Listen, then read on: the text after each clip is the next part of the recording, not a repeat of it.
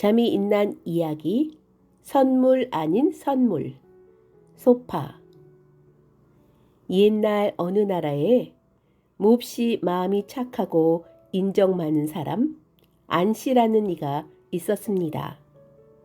착하고 인정이 많은 그만큼 복이 많아서 어떻게 큰 부자였던지, 그 가진 보물이던지 날마다 흔히 쓰는 돈이던지 크고 훌륭한 집이던지 무엇이든지 그 나라 임금님보다도 더 굉장한 것 같았습니다. 이렇게 한 백성에 지나지 못하는 사람이 임금보다도 덕이 많고 복이 많아서 잘 차리고 산다는 것이 임금님 마음에 괘씸스럽고 미흡게 생각되어서 어떻게 하면 그놈을 없애버리고 그 많은 천냥을 모다 빼앗아 버릴까 하고 여러 가지 꾀를 생각하였습니다. 그래서 기어코 한 꾀를 내어가지고 하루는 벼슬하는 사람들을 보내서 그 마음 착한 안씨를 잡아들였습니다.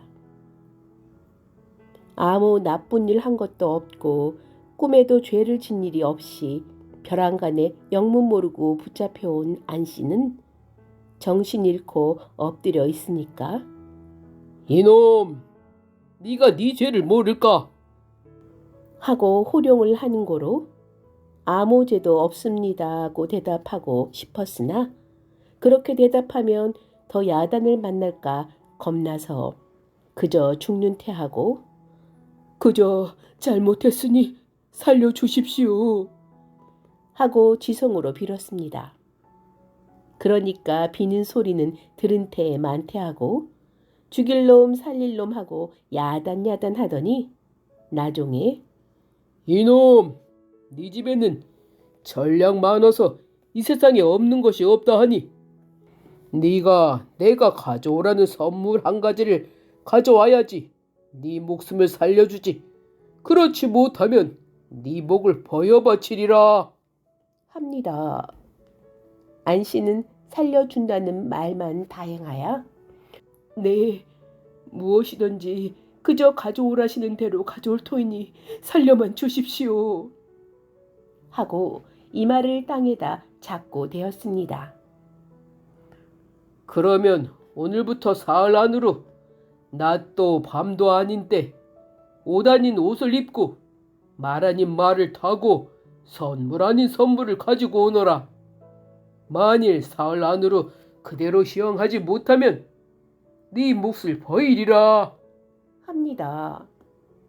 이런 일은 사람 아니고 귀신이라도 하지 못할 일이라 이제는 죽었구나 하고 안씨는 얼굴이 파래져서 악을 쓰는 소리로 그러지 말고 나를 지금 당장 죽여주십시오 하고 소리쳤습니다.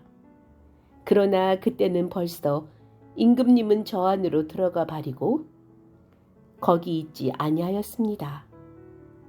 안씨는 그만 다 죽은 사람처럼 기절하여 그 자리에 쓰러진 것을 여러 사람들이 간신히 메어다가 자기 집에 다 뉘었습니다.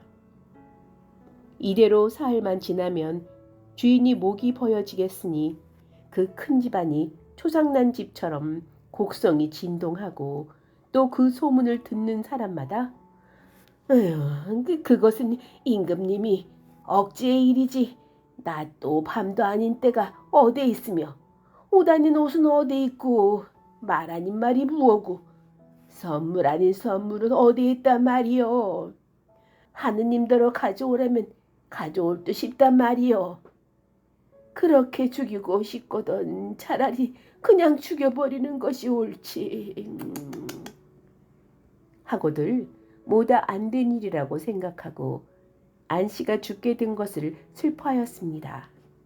집안 사람들은 울며 불며 난리난 집 같은데 안씨는 이틀 지난 뒤에 그냥 들어가서 목을 베어달라고 하기로 결심하고 음식도 자시지 않고 죽은 듯이 누워있을 뿐이었습니다. 그날이 지나고 그 이튿날이 또 지나고 다음날 아침 때였습니다.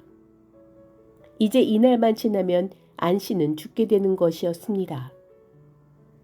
그런데 그날 아침에 안 씨의 외딸 13살 된 소녀가 자기 방에서 튀어나와서 아버님 방으로 뛰어가더니 아버님, 제가 이틀 동안 그 생각을 하다가 이제 좋은 꾀를 생각하였사오니 아버지께서는 이제 염려하지 마시고 일어나서서 기운을 차리십시오.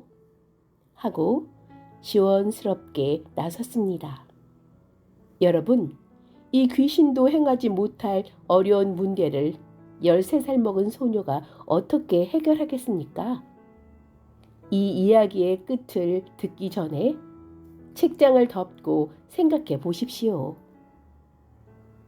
소녀는 그날 저녁 때 대궐 임금님 앞에 나왔습니다. 아버님 대신에 소녀가 온 곳을 용서하신다면 가지고 온 곳을 드리겠습니다. 하니까 임금은 마음에 퍽 신기하여 용서하마. 대일 첫째, 너는 낮도 밤도 아닌 때 옷 아닌 옷을 입고 말 아닌 말을 타고 왔느냐? 하고 물었습니다.